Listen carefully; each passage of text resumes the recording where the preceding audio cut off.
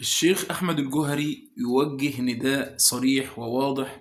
بعد هذه الحرب ستكون هناك أحداث كبيرة جدا، ويجب علينا أن نفعل أشياء خطيرة ومهمة جدا. سأخلي بينك وبين فضيلة الشيخ، لكن قبل ما أخلي بينك وبينه، وأتمنى اللي بيشوفني لأول مرة أشرف باشتراكك في القناة ولايك وشير الفيديو، ولا ننسى أن نزين التعليقات بالصلاة والسلام على سيدنا محمد صلى الله عليه وسلم، وأن ندعو لإخواننا في غزة وفي إيران وفي السودان وفي كل مكان أن يكتب ربنا لهم فرجا ونصرا قريبا، إنه ولي ذلك والقادر عليه. فاصل قصير ونتقابل مع فضيلة الشيخ أحمد الجوهري ورسالة خطيرة جدا. أعجبك الفيديو لا تنسى الإعجاب والاشتراك في القناة. الآن أقول بما يشبه التصريح، بما يشبه النداء. كل من سينجو من هذه المعركة القادمة بعد هذه المعركة العظيمة يستغربها الكثير، ولكنني متأكد منها ولا أقولها إلا صادقا. بعد انتهاء هذه المعركة الكبرى التي هذه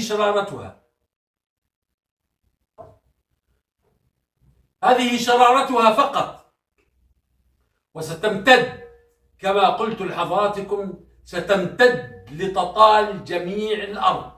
جميع سكان الأرض سينالهم نصيب من هذا الدمار الذي ترونه الآن. الموت سيأتي بمعركة أو بغير معركة، فلا نموت إلا كما قال الله عز وجل: ولا تموتن إلا وأنتم مسلمون، مستسلمون لأمر الله، مؤمنون بالله عز وجل، راضون بقضاء الله وقدره، نبتغي ما عند الله، وهذه الدنيا دار ممر وليست دار مقر. الآن أقول بما يشبه التصريح، بما يشبه النداء. كل من سينجو من هذه المعركة القادمة بعد هذه المعركة العظيمة، لن يكون هناك انترنت، لن تكون هناك طرق للمواصلات، طائرات وقطارات. بعد هذه المعركة العظيمة الكبرى التي ستندلع في جميع أنحاء الأرض سيكون الوضع مختلف تماما. من كان باستطاعته وكان قريبا من بيت الله الحرام فليتوجه فورا بعد انتهاء المعركة إلى مكة المكرمة لنبايع حفيد رسول الله عليه وعلى آله الصلاة والسلام، حيث سيولد العدل، سيتغير وجه العالم. من كان حيا ونجا من هذه الجائحة الكبرى فليتوجه إلى مكة. لن تكون هناك دول، لا توجد جيوش، لا توجد دول، سينهار كل شيء. من سيعيش سيرى صدق ما أقول. توجهوا فورا إلى مكة المكرمة، من استطاع فليفعل، وهذا أمر نبوي من حضرة سيدنا رسول الله صلى الله عليه وآله وسلم. فأتوه ولو حبوا على الثلج. لن يكون هناك مجال للتزوير. الذي سيخرج لن يكون مزورا ولا مزور له. ليست هناك جهات قائمة على إنتاج أفلام وهوليود وهولوجرام. لا لا لا لا، سيكون هو الحقيقي. علينا بالتوجه إلى مكة، علينا التوجه إلى مكة، إلى بيت الله الحرام، حيث بعث محمد عليه وعلى آله الصلاة والسلام، وحيث سيبعث حفيد محمد عليهم آل البيت الصلاة والسلام ليقيم العدل الذي افتقدته الأرض منذ زمن بعيد.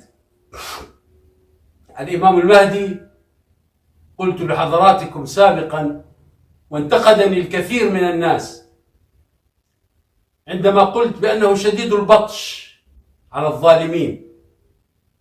انظروا إلى حال الأمة الآن، انظروا إلى أهل غزة يذبحون ويقتلون، وكثير من العرب زعماء حكام ومحكومين ينظرون ويتفرجون. هل هذه أخلاق العرب؟ هل هؤلاء العرب القدامى حتى في زمن الجاهلية عليه وعلى آله الصلاة والسلام قال: إنما بعثت لأتمم مكارم الأخلاق.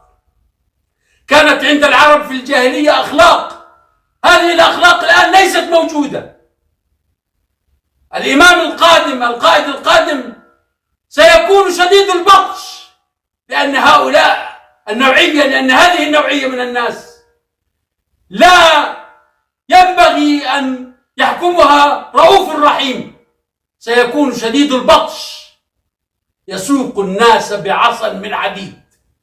اللهم اجعلنا من جنده، اللهم اجعلنا من أعوانه، اللهم اجعلنا ممن يبايعوه ولا يحاربوه فيكونوا من المخزيين. اللهم اجعل الإسلام ربيع قلوبنا والقرآن ربيع قلوبنا، واجعلنا من ناصري آل محمد عليه وعلى آله الصلاة والسلام.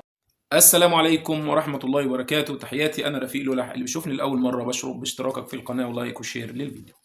اللهم لا تستخرج منا إلا ما يرضيك عنا، واجعل عملنا كله صالحا، واجعله لوجهك خالصا، ولا تجعل لأحدا غيرك فيه شيئا يا رب العالمين. هذه رسالة واضحة جدا. فضيلة الشيخ يعني يتوقع أو يتنبأ كما يحب أن يقال أنه بعد هذه الحرب الدائرة سيكون هناك بداية لملاحم كبيرة جدا، وأن هذه الحرب الدائرة ستطال العالم كله، ويتوقع أن تكون هي يعني أو ما سيكون بعدها هي الملحمة الكبرى التي بعدها يظهر الإمام حفيد رسول الله صلى الله عليه وسلم ليملأ الدنيا عدلا وقسطا بعدما ملئت الدنيا ظلما وجورا. يعني ربما نتفق أو نختلف مع فضيلة الشيخ، لكنه الشيخ تنبأ بأشياء كثيرة جدا سبحان الله، وجاءت على نحو ما قال، وهذا ليس تنبؤ إنما هو استشراف واستشفاف من القرآن الكريم ومن سنة النبي محمد صلى الله عليه وسلم. والشرع بصيرة كما يقول العلماء، الشرع بصيرة، والرجل أنار الله بصيرته. ربما نختلف معه نتفق معه، لكن في الحقيقة هو له يعني أشياء كثيرة جدا كان موفقا بفضل الله تبارك وتعالى في رؤيتها، لا سيما الأحداث التي كانت تسبق هذه الحرب مباشرة. يعني أتمنى تكتب لي رأيك في التعليقات، وأتمنى إحنا ما ننساش فضيلة الشيخ بالدعاء أن ربنا يمن عليه بالشفاء العاجل، إنه ولي ذلك والقادر عليه. واكتب رأيك في التعليقات بكل حرية، لكن مع مراعاة الأدب ومراعاة يعني قوانين اليوتيوب. وفي النهاية هي دي كل الحكاية، والسلام عليكم ورحمة الله وبركاته.